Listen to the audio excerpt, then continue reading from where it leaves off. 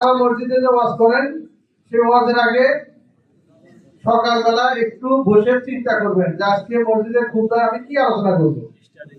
সেই আলোচনাটা করার আগে সামনে কি রাখবেন?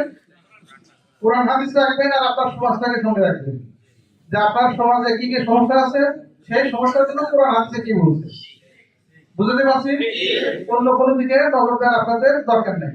একইভাবে এই যে গণভোট, আমরা অনেক লোকের সাথে বসছি, বিভিন্নভাবে বোঝানোর চেষ্টা করছি। আপনাদেরকে ডাকা হয়েছে, আপনারা কিন্তু আমাদের এই যে বক্তারা এই বক্তব্য শুনে ডিসি সাহেব বলছে তাদের না ঠিকই বলছে, এই কথা দিয়ে কি করা যাবে না, গ্রাস করা যাবে না। আপনাদের কি করতে হবে? একটু পড়তে হবে, ভালোভাবে বুঝতে হবে যে ফ্যাসিবাদ কিভাবে আসে, ফ্যাসিবাদ ইসলামের কতটুকু। বসুন্ধরা ডায়াপেন্ট এখন আরো উন্নত। এই হট এয়ার থ্রো টপশিট দ্রুত শোষণ করে সোনামণিকে দেয় কোমল অনুভূতি। সমর্থন করে সেই ফ্যাসিবাদ ঠেকানোর জন্য এই যে জুলাই সনদ বা গণভোট, এটা কিভাবে ভূমিকা রাখতে পারে, এটা আপনারা যদি ভালোভাবে যদি বুঝতে পারেন, তাহলে আপনি মন থেকে যেটা বুঝবেন সেটা মানুষকে বলবেন, যেটা বুঝবেন না, জানেন না, সেটা কম বলবেন। ঠিক আছে?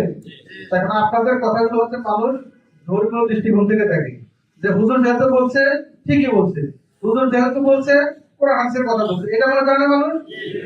তাহলে আপনাকে কিন্তু একটু পড়তে হবে, বুঝতে হবে, শুনতে হবে, তাহলে আপনাদের কথার ইম্প্যাক্টটা মানুষের ভিতরে ভালোভাবে পড়বে।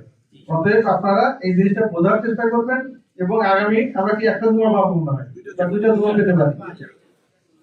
এটা আপনার কাজ হচ্ছে যে এটার ভিতরে কি আছে এইটা বুঝে মানুষকে বোঝাবেন, পারবেন না ইনশাআল্লাহ। তাহলে যেটা হবে, আমার একদম দেশের প্রতিটি কর্নারে আমরা কিন্তু অন্য ধর্মের ভাইদেরকেও ডেকেছিলাম, আপনাদেরকেও যেমন ডেকেছি, আমরা কিন্তু হিন্দু, বৌদ্ধ, খ্রিস্টান আমাদের এখানে যারা আছে তাদেরকেও ডেকেছি, তাদেরকে এই জিনিসটা বোঝানোর চেষ্টা করেছি। তার কারণ হচ্ছে তারাও এই সমাজের অংশ, আপনারা যেমন এই সমাজের অংশ, তারাও সমাজের অংশ।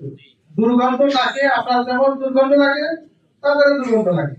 সমাজে যদি একটা খারাপ কাজ থাকে, সেটার কুপ্রভাব আপনার উপরে পড়বে, তাদের উপরে পড়বে।